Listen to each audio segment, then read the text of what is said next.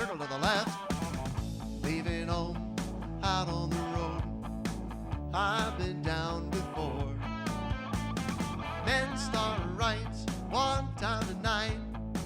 Left out a man and I weave the ring. Big old jet liner, don't carry me too far away. Whoa, big old jet liner, 'cause it's here that I've got to stay.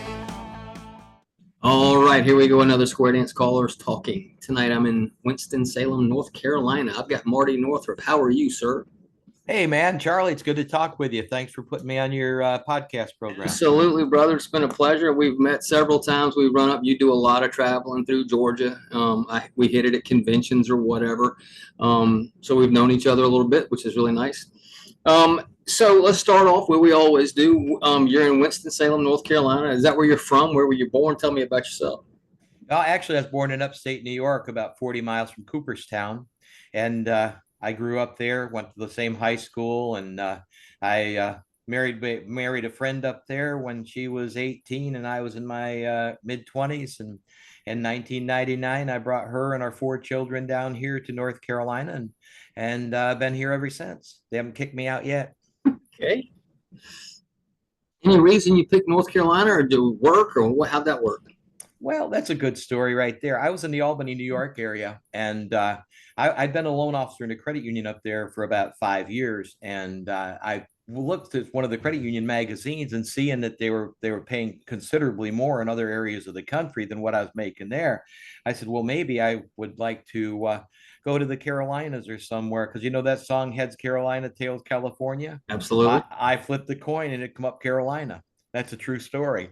So I was in Albany, New York, and a lady who just passed away, her name was Helen Richardson, was up there, and she was a loan officer for City Financial.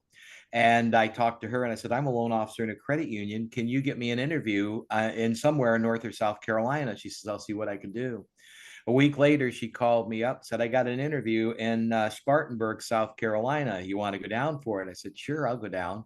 And not knowing where Spartanburg was, but I heard Carolina, so I got kind of excited about it. So I scheduled my vacation and brought my wife down, and my mother-in-law watched the kids. We had at the time 4 of them. And I came down, and well, that was after 1996 and 97 and 98. We'd taken a vacation to the Outer Banks and then to Raleigh, and I can't remember where the third one was, but the fourth one was 99 in Spartanburg, because I had a job interview in my pocket. I said, yeah, we'll go down. And then I came down and we drove all around. That was before GPS. I finally found the place. When I got in there, I wished I hadn't. It was a worse company. I didn't want to work for them. The way they sounded, it was high pressure. And I said, I don't need this. I'll stay where I am. And I got the newspaper the next day. We were sitting in downtown Spartanburg, and I opened it up, and lo and behold, there was an ad in there for a loan officer. So I told my wife, I said, I'm going to go find this place. And I looked, and it was on North Church Street. Well, lo and behold, the hotel we were on was on North Church Street. I walked to the interview. It was a block away. So I walked on in and sat down and talked to Robin and Susan. And with the 5 years experience, I was just what they were looking for. And instantly they offered me the job.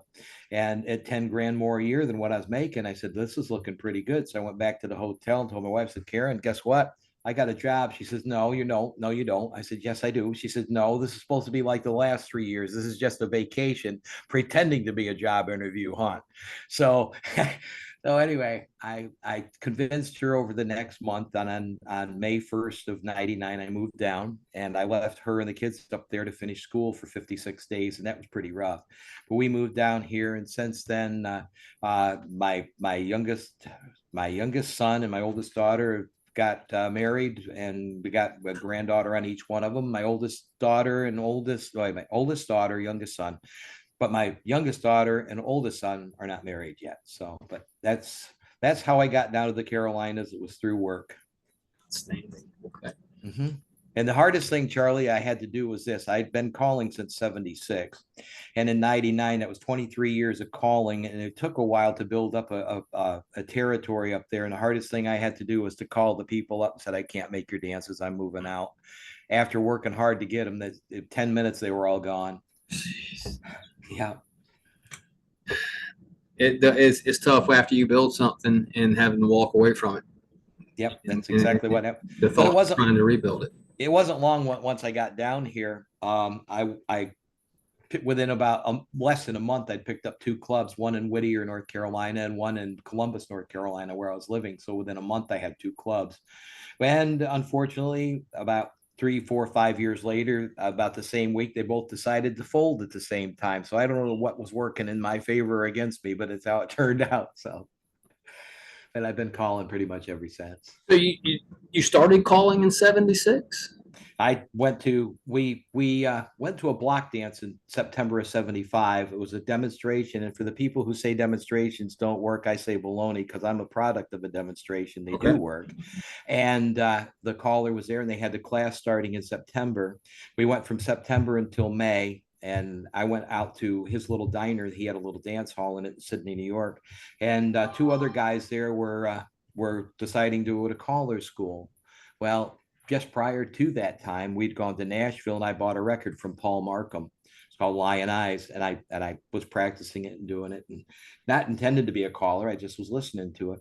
And then those guys said they're going to go to caller school. I happened to have that record with me that night, and the guy, the Ken, he said, "Does anybody else out there want to call?" I raised my hand, and he put me on that night, and then the bug bit me. Then I went to caller school in July of '76, graduated. That was in Harrisonburg, Virginia, and the staff there was Jack Lazary, Al Brundage, Earl Johnston, and Clint McLean, and it was a real good school. And I didn't know a lady's chain to take from one side of the square to the other. I had no idea what I was doing, but had a good time doing it. And then, so that was July of '76, and in December of '76, I started my first square dance group teaching. So 14 months from the day I took the dance floor, I was teaching. How did you get into square dancing? How did I get into square dancing? Well, my mom and dad used to do the old Eastern visiting couple type dances years ago. And about since 8 years old, I'd go out there with them, and they'd have the slow dance band music stuff, the old Eastern style. And I'd go play pool. But when the square dance come on, I'd run in and get into a square with them. So I've been dancing for quite a while. But then, so I knew element left, grand right and left, swing, promenades, a lot of that stuff already before I went to square dance class. But that's how I got into it. And met my first wife and second wife through square dancing, even. Very nice. Yeah. So you went to the caller school pretty early on. Did you have any mentors or anybody that kind of worked with you going up through the years when you were starting out? Yeah, there were 2 of them. Both of them have been passed away. One was Ira Gardner. He was out of Oneonta, New York. And the other one was Ken Hover. He was out of Sydney. And my first year when I was going through classes, Thursday night was Walton, New York. And Tuesday night was Sydney, New York. And Ken Hover had both of those. Then Monday night, Ira Gardner had Delhi. So I went to the classes 3 times my first year. So I got a lot of exposure and taught by 2 different callers. And they helped me get my equipment and give me a singing call. And they just kind of mentored me along. But other than that, that's really the only formal caller school I've ever been to in my life was back then in '76. Yeah. You know, a lot of people that, I mean, everybody goes after it differently. I did about a year or more of just singing calls before I got into, and because I had a couple of people working with me, and it took me, I struggled with the patter, as most do starting out. How were you with choreography? Did you start that early on, or how did your choreography come in? Oh yeah, I started using variations of sight calling right from the get-go. Okay. That's yeah, I didn't have any trouble with it. I mean, I started the night I started my first square dance club was the night of my 18th birthday. People up there in upstate New York were 18 years old. They were go out and go and drink, and I went out and started a square dance club. I'm still calling, they're still drinking, so we're good. There you go. There you go. So in a lot of times, I think back, and if I asked myself if I could do something differently, what would it have been? And it would have been that I would have started patter very early on, as opposed to holding off. I mean, I got comfortable behind a mic, but when it was like, hey, let's do some patter, I'm like, nope. I'm pretty successful with the singing stuff. Let's just stick with that. So I fought it for a bit. Is there anything you would change from the beginning? Yeah, a little bit. My group in Arkville, New York, where it was a 500 person community, and we were running 7 squares a night there back then, which I mean is kind of crazy. So My father-in-law hated plus dancing. He didn't want any part of it. So I didn't get into plus dancing as early as I should have, because if I would have got into advanced and stuff a lot faster. So if I had one regret, I think it was that I just stayed with mainstream longer than I wished I had. Okay. But, yeah. Now, after you started your own club when you were 18, when did you start traveling, going around? Because you do a lot of traveling now.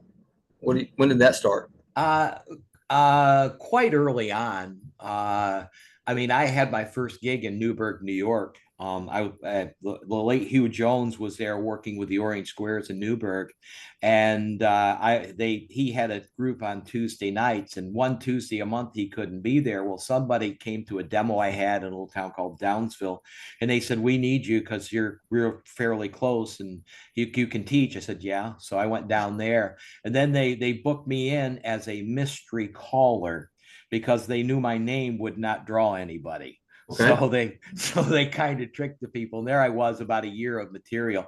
And these guys were A2 and C1 dancers. I mean, I was garbage.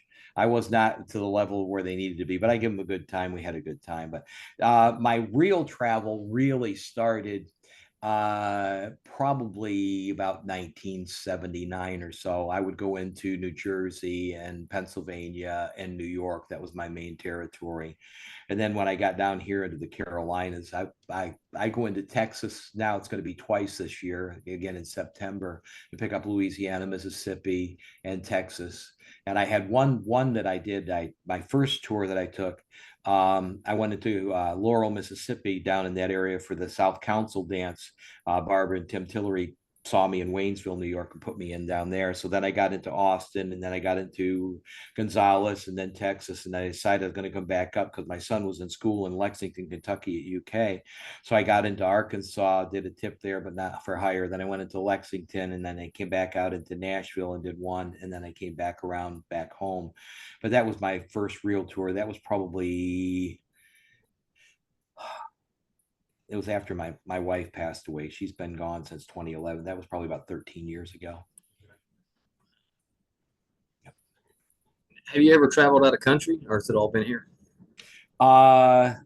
Not for square dancing. I went out on a cruise, but there's some things in the working right now. We may get into that a little bit later for 2026. Okay.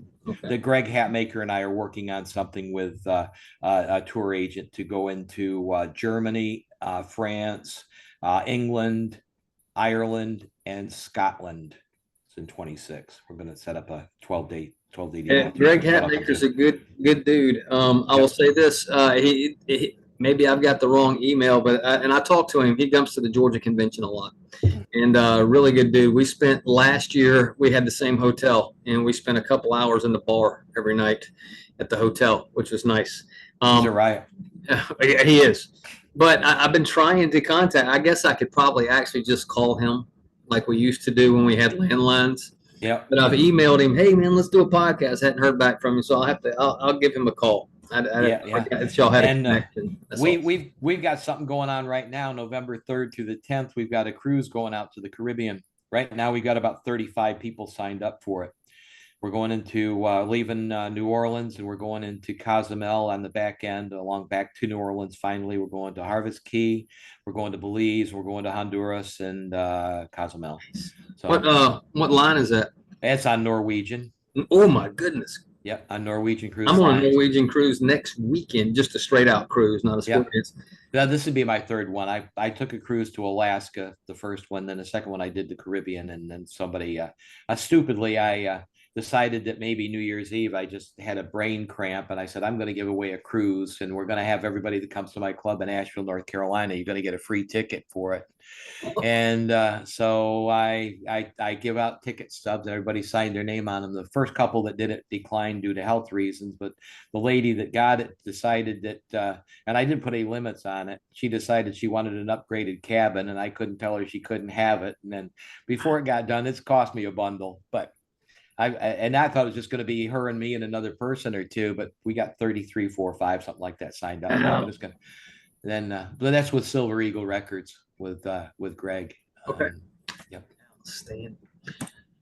Well, and all your traveling and with the cruise and all that, do any venues stand out to you? We call in everything from churches to senior centers to gymnasiums. Any floors stand out to you or dance halls?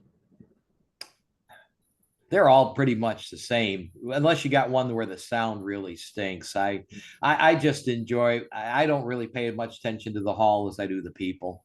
It's the people that I'd rather focus on. But there was a really nice ballroom that they do have the South Council dance down there in Mississippi. That is a really beautiful ballroom. Yeah. And then the one, and we talked earlier, the one you're going to Saturday at Hot Atlanta. This coming Saturday is the 20th, correct? It is. Looking at the right dates. They've got a really nice little place. It's a church, but they got a rate. Have you been to this one before? Did you know?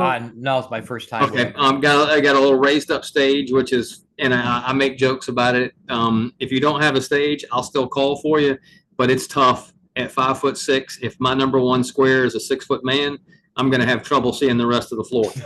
So they have a raised up stage, so it's a really nice joint. And I called it a club down in Macon, Georgia. It's about 80 miles from here for a New Year's dance 2 years ago. And it was an old school that was like 115 years old.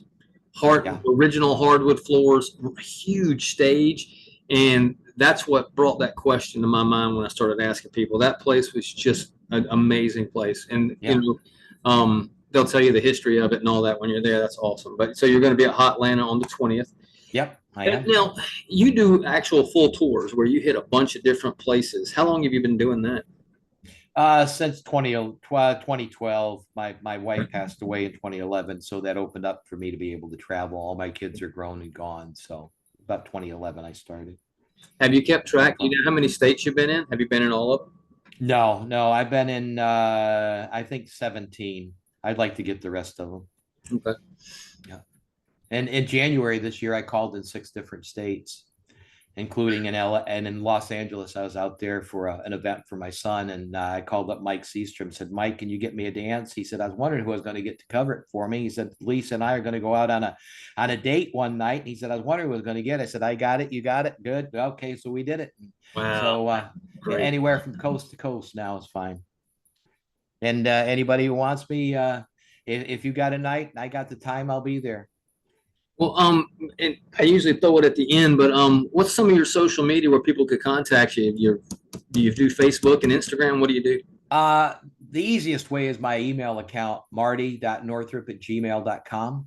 That's Northrup, Northrup. ROP is the people, the airlines, they got all the money. I have my web page is martynorthrup.com, and my calendar's on there. So it's one of the tabs in the upper right corner. They can see where I am, and they can see what dates I may or may not have available. So I love calling for different people in different states.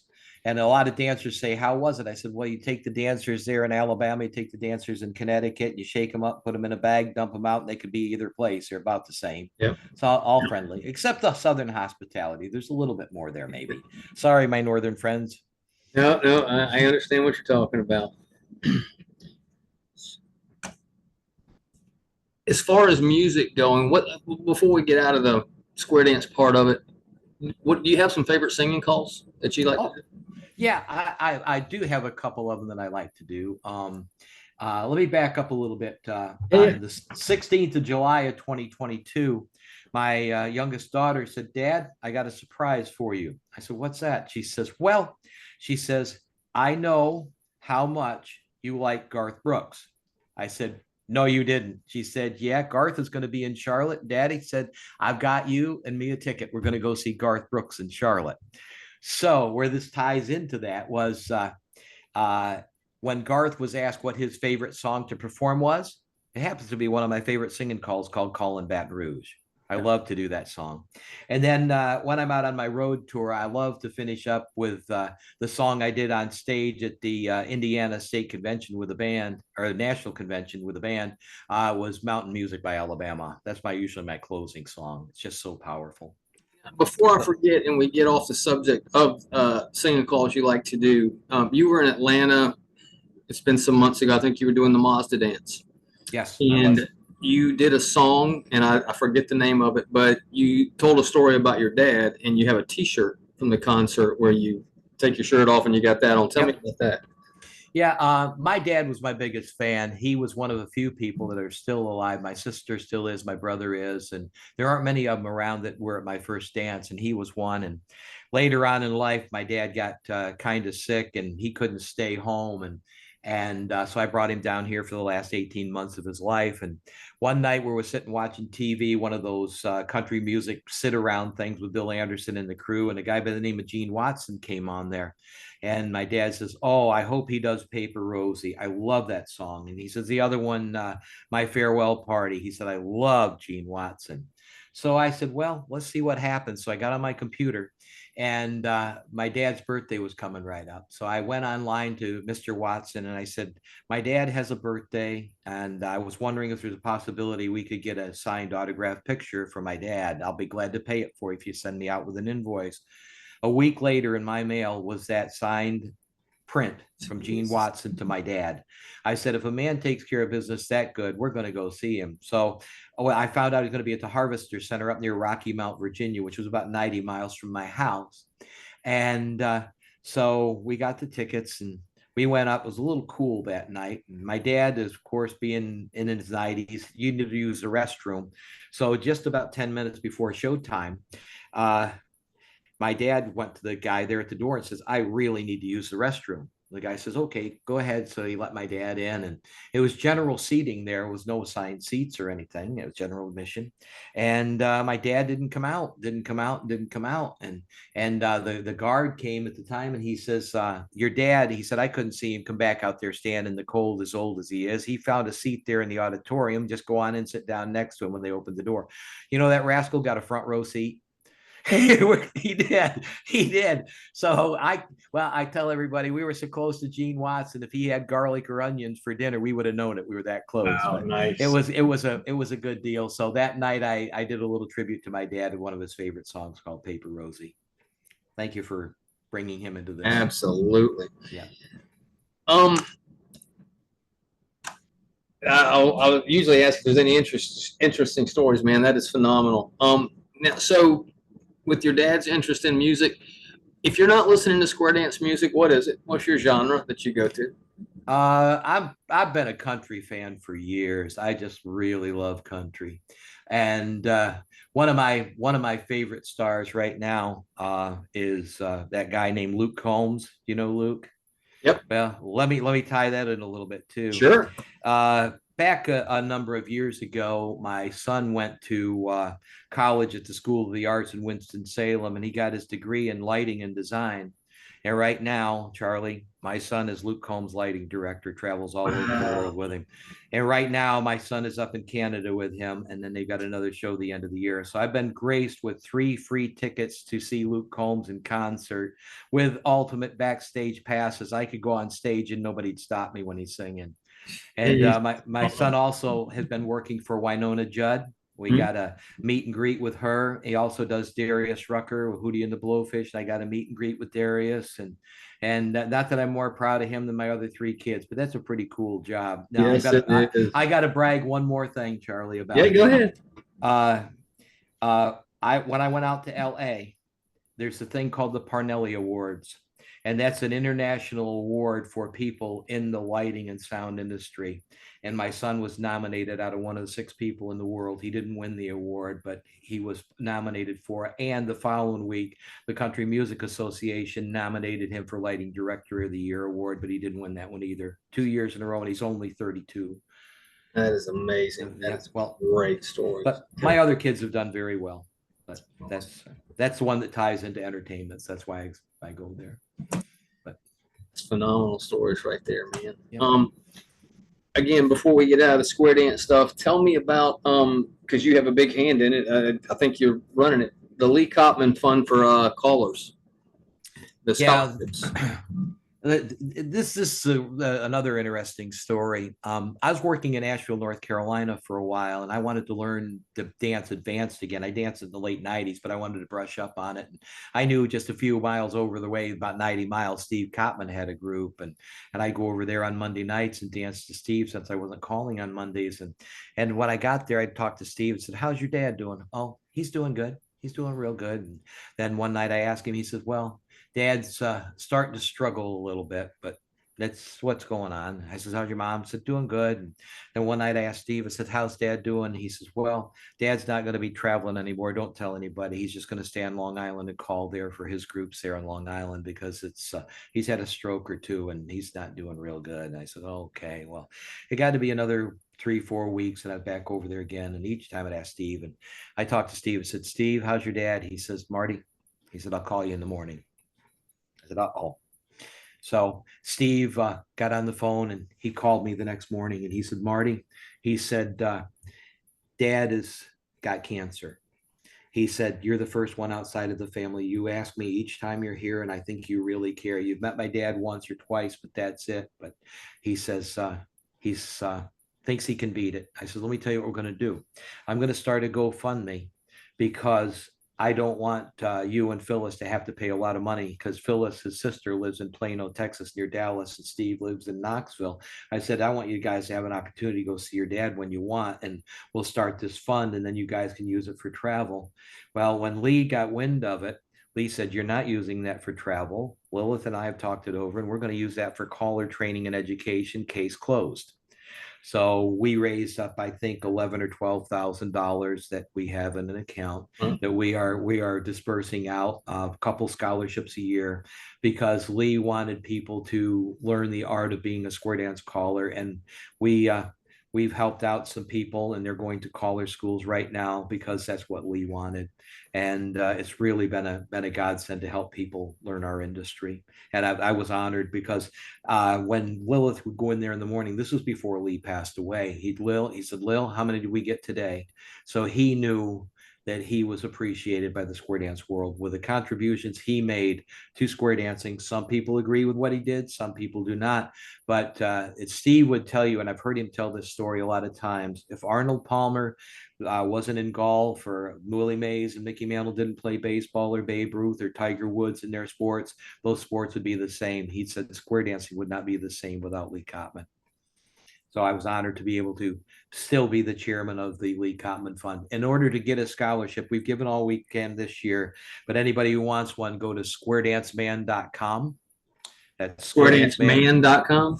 Squaredanceman.com. That's Lee's website. And there's a thing on there. It says scholarship tab, and you click on it. It's a one-page application. You file it back electronically right on that particular thing. You just hit send, and it goes to our 7 directors. And then we take a look and see if we can help them out. But it's an honor and a pleasure to be able to carry on the legacy of Lee Kottman. And that is great work, Marty. I can't. Do you have a number? How many people have used the scholarship over the years? Right now, we've had 4, but we've only been in operation for about 4 years now. But the biggest problem was COVID. Nobody was doing anything for about 2 of it. It shut down for about 2 of it. So we're beginning to get applications in, and we really want to help people. It's invaluable. I will tell you that, if that's the right word. I'm not real great with vocabulary. But I've done a lot of caller schools, and early on I went through Caller Lab using their scholarships, and it is a huge assist because some of the caller schools, they're minimal cost. Others are $400, $500, $800, depending on where you're going, and especially if there's travel involved. I mean, I'm in Georgia, and if I want to go to Ken Ratucci School and New England, Northeast, I just went to that, and that's costly because it's a hotel, it's a plane trip, it's a rental car, and it's the fee for the school. So man, the scholarship's awesome, brother. I would like to talk more to you later on about that because I'd like to start my own scholarship for callers. That's awesome. Mm-hmm. Great work there, man. Well, thank you. All right. Well, with your connection to Greg Hatmaker and all that, have you recorded any square dance songs? Oh yeah. I've been on, I think, 6 or 7 different labels now. I started recording with his name escapes me. Caller out of Taylor, South Carolina. Anyway, I was with them. I was on Grand and Square Tunes with them, and right now I'm on Silver Eagle Records with Greg Hatmaker. Yeah, with Joe Goins and Greg, and I think Tom Davis also records on there, and I've also been associated with Double M Records with Monk Moore out of Angers, North Carolina. Okay, yeah, I know. I've heard of Monk. Yep. Never had the opportunity to meet him, unfortunately. Nice guy. Just recorded one there. And then the thing about it is that I've been out to the recording studio out in Spring Hill, Tennessee, which is south of Nashville, and it's 400 and some miles one way for me to go out there for a 2-hour session to record. So I think we're going to work it out where Monk has a recording studio, and they're going to send some music over here so I can drive an hour versus a 10-hour round trip. So I think we're going to be able to work that out. And so one of my newest singing calls was called Blue Finger Lou, that went out on Double M Records. And I'm about ready to do Exile song, She's a Miracle, out on Square Tunes. Nice, okay. And I just did Little Deuce Coupe with them on Silver Eagle. And there was another Turn It Loose by the Judds. I did that one as well. I think I've got 6 songs out on Silver Eagle now. I love me some Judds music. Very nice. Yeah. It's all good. I love it though. I'll tell you the story about my first singing call if you want to hear it. Yeah, let's hear it. Go ahead. Back in 75, when I bought my first record, it was from Paul Markham. We come down to Nashville. It was called Lion Eyes. So I bought that record and did it for years and years and years. Still got it in my playlist once in a while. Well, I got a hold of Glenn Walters. That was a guy down there in Taylor's. And I said, Glenn, I would like to do a singing call. And I was talking to Gary Shoemake, and he said, you've got a lot of music and stuff. You need somebody to do some music with. And Glenn says, well, he says, you know what? He said, I've got this tune. I think it'd be perfect for you. It's called Lion Eyes. It's on Square Tunes. I said, really? So he said, yeah.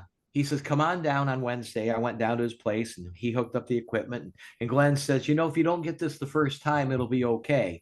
He says, we'll work it till you get it. Well, I've been using that same track of music for 40 years. There's no way I wasn't going to get it.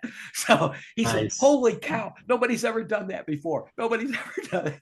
I don't know if he knows it yet today, but if he listens to your podcast, he'll know. Then it comes full circle, Charlie, even better. I was at the Tennessee State Convention about 4 years ago, and Paul Markham was there. And I said, Paul, you remember your song Square Tunes? On Square Tunes, Lion Eyes? He said, yeah. I says, I'm sure you remember anybody who's ever been at one of your dances in Nashville, especially back in the late 70s. I'm sure you remember me as a young caller. I knew he wouldn't, but I said, you know your song Lion Eyes? And I said, yeah. And I said, that's the first singing call I ever bought, and they just re-recorded it. It's the first one that was offered to me. He says, I hope you have as much success as I have. I think I've sold maybe 4. I don't know. It doesn't matter. But that's it was ironic. The first singing call I ever bought was the first one that was ever posed to me to record. Exact song out of thousands of them. That's awesome. Yeah. On the lines of the scholarships we were talking about in the caller schools. So you're an ACA caller instructor. Is that correct? Is that the title? Yeah, that was interesting because I was looking into doing it for Caller Lab, and basically it's quite an extensive program to get it through Caller Lab. And each and every year when I go to the callers conventions, the national convention and the state conventions, I've been sitting talking with Mac Letson out of Alabama and John Carlton, John Kephart, began to be friendly, and everything was working really, really good. And so they said, why do you think about joining the American College Association? I said, well, I'll think about doing that. And as the time went on, about once or twice a month, I'd call up Mac and see how he's doing, because he's had some health issues and just showed concern. And the more we talked, the more he realized that I knew what I'm doing in this industry. This is my 48th year. And he says, I'm not going to be around forever, Marty. He says, I like your philosophy. I like the way you think. I like your ideals. You're not in it for the money. You want to help people. You want square dancing to grow. We really, really are happy that you've joined the American College Association this year. I said, well, thank you, Mac. And he says, I want you to look at your membership card when you get it really, really closely. And I said, okay. So I came in the mail and I called him up and said, Mac, I got my card. And he said, do you see what it says on there? I said, yes, I do. I says, uh, um, accredited caller instructor with the ACA. So I got that designation from my knowledge of being able to be in this industry. And I can't thank Mac enough for doing that. I said, Mac, I know that Caller Lab has like 34 or 35 caller coaches. And I said, Mac, I don't think you know what this means to me. He said, Marty, I really do know what it means to you, because he says for the American Callers Association, you're only number 6 to get this designation. Wow. Okay. I said, so a great big thank to Mac Letson and the American College Association for giving me some accolades and recognition. Not that I'm an egotist. I'm not in it for that. But I do appreciate the fact they did recognize my accomplishments in Western square dancing. On that, do you have any advice for callers? And I put it out as callers who are thinking about picking up a microphone, never done it, or somebody who's got 10 years. What kind of advice do you have? What kind of advice do I have? Be ready to learn the word no, because if you don't learn the word no, since there's so many limited callers in the industry right now, you will work yourself to death. You will. Just be prepared. In the beginning, you're gonna say yes all the time. And I'm to the point right now, and every caller at one point in their career or so reaches a point of what we call burnout, when you just can't go one more night. And I've been there just recently. It was the second time in my career, and I just couldn't put one foot in front of the other. But right now I've been rejuvenated. Life is coming back full circle for me, and I'm ready to charge out. But learn the word no. Also, get a set of checkers so that you can work out the choreography. Don't rely upon the computer to do your choreography for you, because body flow and understanding the mechanics of calling will not be there. You won't get it as good unless you play with those checkers on your dining room table. I highly recommend that. And start off slow. Don't think. One thing I tell a lot of people when they're thinking about becoming a caller, I says, this looks pretty easy, doesn't it? They said, yeah. I said, well, when you've been at it as long as I am, it is easy. But be ready to work hard. Be ready to put the time in, pay your dues, and you'll get to where I am someday. And that's hard work, determination, and let's see. Be prepared sometimes to make some difficult choices. This is also difficult because if you've got a birthday party for your granddaughter, it's surprised upon you a week before their birthday party, you've got to go call a dance down in Atlanta. You got the decision to make. Can I get a replacement to do that, or do I put my family on hold? Make sure that you save time for your family and your friends. Don't use it all up on square dancing. That's awesome, Marty. And one other thing, Yep. Don't think you're going to get rich. The one thing about it is this, I tell this to a lot of people. There's one way for a caller to end up with $1 million in his bank account when he's done calling, and that's to start out with 2 million. You're 100% right. It's the fastest way I've seen to go broke. I can't even tell you how many times I've booked a dance in Florida, and it cost me $1,800 to go down there with hotels and traveling and all, and I made $150. But you know, that's early on. Take everything that you can that does not interfere with family and other things. I mean, the two things I had to consider were family and my day job. You know, I can't take something on a Wednesday night if it's in North Carolina, because I've got to go to work on Thursday. So yeah, you have to make time, depending on where you are in your life, whether it be work or family or anything like that. Dude, that's great words. Great words. I got another story for you. Yeah, let's go. One time I was working 3 jobs calling. I was working in a convenience store, and I was running newspapers. My paper route was 81 miles every morning around the Columbus, North Carolina area, right on the border of South Carolina. And somebody from Fishers, Indiana called me up and wanted me to do a dance up there. I looked it up, and I figured I had time enough to do it.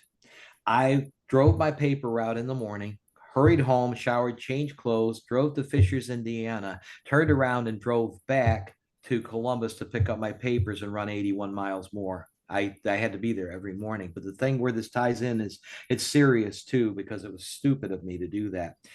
on the gorge there at I-40 between North and South Carolina, that windy, twisty road that's there. I had my window cracked down on my Chevy Cavalier a little bit. And it's a good thing I did, because the pitch volume of that woke me up. And I was about ready to slam in that retaining wall in the middle of there. And my hands were hard right on that wheel. And I don't know why, because I was driving. It must have been God took over at that point, kept me out of that wall. And it was that night that I decided that I had to give up the newspaper, because I wasn't going to give up calling. Sure. But it was to the point where I was running so hard and so fast, it almost really cost me. That's tough. Yeah. I've talked to callers, and I try and do a thing where if it's over 2 hours, I'm absolutely staying in a hotel. And so anything outside of that, because I don't want to, if I get off work or I leave work early, regular work on a Friday, I hustle 2.5 hours to a dance at 7:30 in wherever. Yep. And you finish the dance, I got 2.5 hours to come back, 3 hours to come back. Yeah. It's just not worth it. Especially at our age, brother. I mean, if I was 22 years old, I'd absolutely take that dance, and I wouldn't think twice about it. Yeah. But, I talked to some callers, and they're like, yeah, I've driven 400 miles, did a dance, and turned around and drove home. And I'm like, that's just crazy. I wouldn't consider that. I had a dance in Austin, Texas. I got out at Texas time. I believe it was about 9 or 9:30 at night, which would be 10 or 10:30 my time. The next dance I had was in Nashville, North Carolina at 7 o'clock the next night. I was driving alone. 22-hour time frame to get back. It took me 16 hours to do it, but I got back. Yeah. I drove to Milwaukee for the national convention 3 weeks ago, and that's 12.5 hours from Atlanta. And I drove to Indiana about 7.5 hours, spent the night there, drove in the next day. I could have done 12 hours, but I didn't want to. I don't want to sit in my truck for 12.5 hours. It's just too much. The other thing I like to do, I'm going to Mountain City, Tennessee on the 27th. And Vic and Marianne up there, I stayed with them the last time. I love to stay with host families, because I get the same interaction we do on the podcast. I get to know somebody, and he and she are both learning to call a little bit. And then the next day we're going out on the lake in a boat, do a little fish, and then I'm going to come home. But I stay a lot. I don't hardly stay in hotels for this. I usually ask if there's a host couple, and they treat me like their kid. I mean, I've got some of them that give me the passcodes to their house. One of them give me the key to their door. But the thing about it is this, that we're in a small industry, and if you were to steal something or do something wrong, it would fly through this industry. You'd never get another place to stay. But they open their homes, and I just love doing that. It's cost effective for the clubs, it's cost effective for me, and they get a chance to visit with me one-on-one. It's a triple win. I love it. And that's the way I pitch this to people all through the years that I've been calling and dancing. With people I work with, when they first hear square dancing, everybody gets a laugh out of it, and they don't know what it is, or they remember it from school. We're getting out of that range, by the way. It used to be, if you told somebody square dance, like, oh, I remember doing that in middle school. Yep. You don't hear that anymore, because they don't do it in middle school. I don't hear that anymore when I tell somebody square dancing. But, I say that, but now I tell them, you can go to a dance. I can walk into a dance. My wife can go in with me in Lawton, Oklahoma. I don't know a single person there. I know Scott Bennett now. I don't know a single person in that dance hall. My wife can put her purse, and I can put my cell phone in a chair. We can walk away and go dance for 9, 10, 11 minutes, come back, and her purse and my phone are sitting right there. Yep. There's no concerns about, hey, my phone's going to be gone. Would I walk into a convenience store and lay my phone down and go back and use the restroom and come back? No, because your phone's gone. So, just square dancing, the callers, the dancers, for the most part, are 100% likable. You can spend time with them, even if you've never met them. I could stroll into Wyoming, never been there in my life, and not be hesitant to take my phone and lay it down in a chair and walk away. Yep. The greatest thing. And it's the same thing when people are lending your house to you or lending you a room to put you up. There's that much respect and just, just trust. That's awesome stuff. Yeah, it is. It is. It's awesome. One thing, Charlie, that I like to tell dancers is that you make lifelong friends in this deal. I mean, you go play golf with them on Thursdays, you play cards with them on Tuesdays, and you really make some good friends. And I says, I'll tell you one other thing about our square dance activity. That's for the dancers. The callers have another level of that same camaraderie. And I was down there in Rome, Georgia. I think you were there that night. Tommy Miller was down there, and we were sitting over in the corner. If you're looking at the stage in the right-hand corner, Tommy was sitting over there, and I was over there, and another caller was there. And we just busted out laughing. And one of the dancers come over and said to us, "We always wonder what you guys are doing over here in the corner. What are you doing, telling dirty jokes?" I looked at Tom. Tom looked at me, and the other caller looked over and said, "Yep." So that's awesome, man. That's great. Well, I could tell some stories that happened at the National, but I vowed secrecy. But some of the things that I heard went on. But I will tell you who was involved. It was Ken Ritucci and Jet Roberts.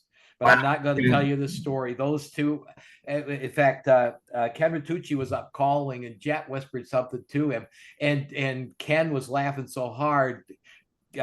Jet took the microphone, finished the song for him because Ken couldn't do it. Then I asked Jet what he told him later, and I said, "No wonder he busted up." But I'm not going to tell what it was. That's for sure. Oh, that's great. That's great. Oh God. Oh man.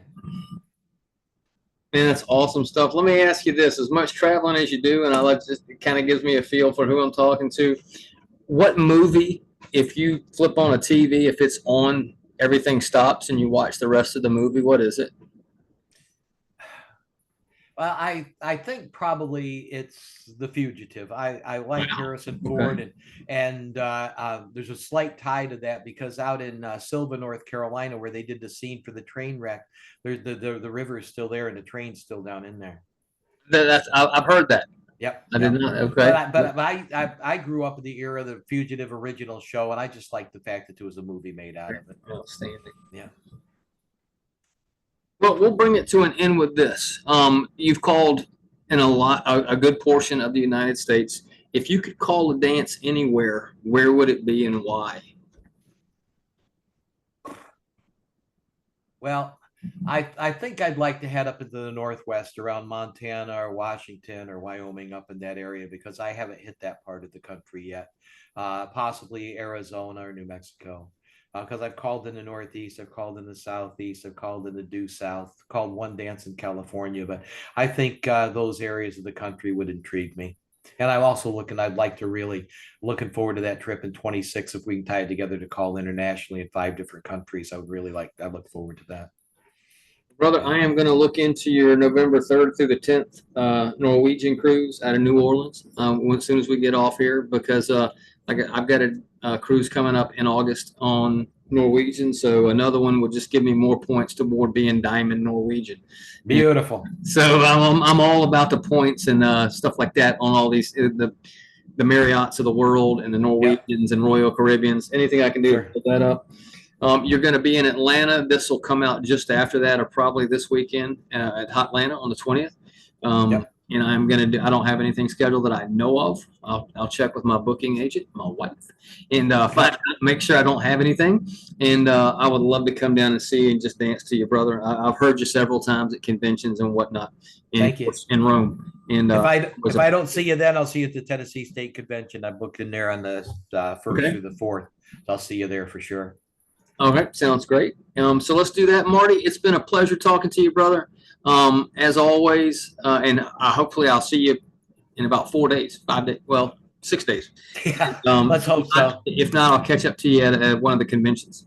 All righty, Charlie. Thank you so much. Are you going to be at the Georgia convention? It's in October. No. Okay. I thought that was November. I thought that was it's November. Okay, I was wrong. I know they moved it. It is November. Yeah. Well, the reason being is I was planning on going down into New Orleans early, so I've told Randy Ramsey that I won't be able to make Georgia this year. But gotcha. Okay. I should be able to make it next year. Okay. Awesome, brother. Marty, it's been my pleasure. I'll see you somewhere down the road, hopefully in about 6 days. Charlie, you take care of yourself. Thanks. Yeah, brother. Take it easy. Thank you. Yeah, take care. All right, bye-bye. Oh, boys, promenade one time then. Get back and swing with your girl. You join hands, circle to the left, walking round the ring. Left out a man and a weave the ring. Big old jet liner, carry me to my home. Whoa, big old jet liner, 'cause it's there that I belong.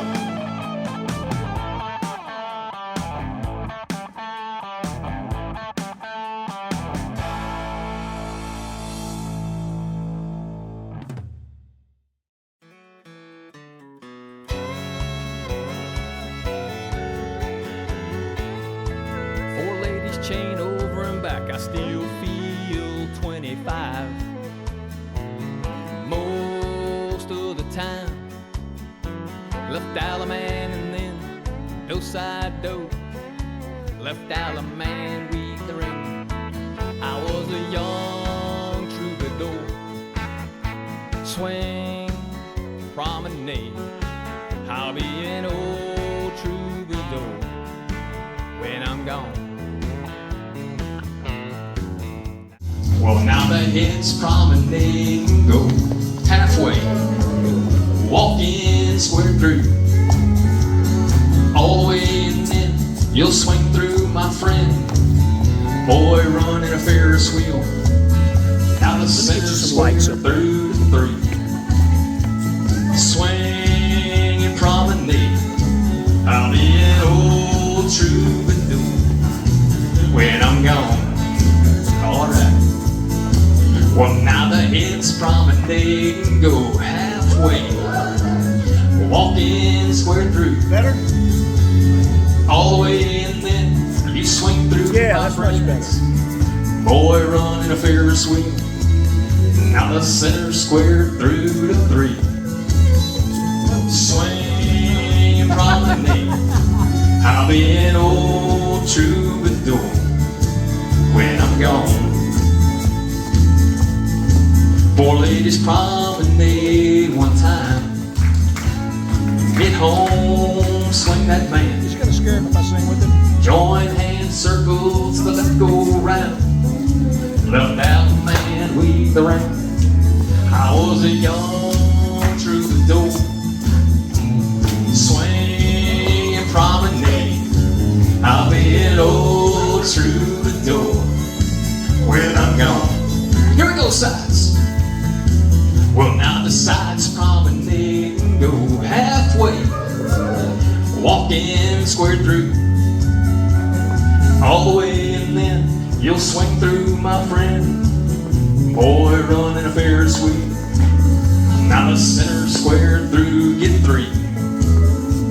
Swing and promenade, I'll be an old troubadour when I'm gone. One more time, side. Well, now the side promenade and go halfway, walking square through. All the way and then you'll swing through again. Boy, running a Ferris wheel. And now the center square through to three. Swing and promenade, I'll be an old troubadour when I'm gone. Side space, grand square, still feel 25 most of the time. I still raise a little cane when the boys left out the man and we talk some pretty women. Lord, I'm still right there with them, singing above the crowd and the noise. Four ladies chain over and back, I'll be an old troubadour when I'm gone. Ladies and gentlemen, Tony Oxendine. Charlie Petrie, y'all. Thank y'all for letting me do that. I appreciate that.